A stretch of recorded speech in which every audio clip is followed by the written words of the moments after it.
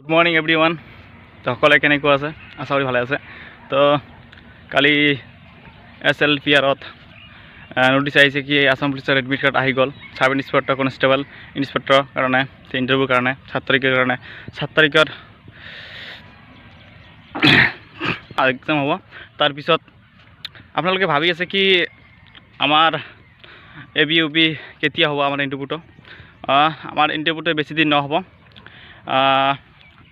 Assam police sub inspector হোৱাৰ পিছত আমাৰ ফিজিকেল টেষ্টত হ'ব।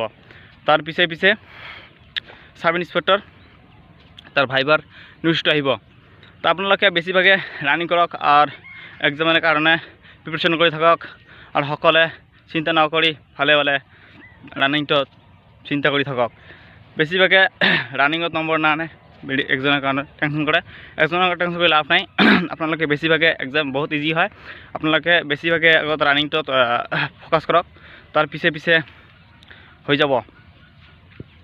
আপোনালোকে যদি ইয়াদি নতুন আমাৰ ভিডিঅ'টো চাই আছে তেনেহ'লে আপোনালোকে লাইক কৰিব আৰু চেনেলটো ছাবস্ক্ৰাইব কৰি দিব।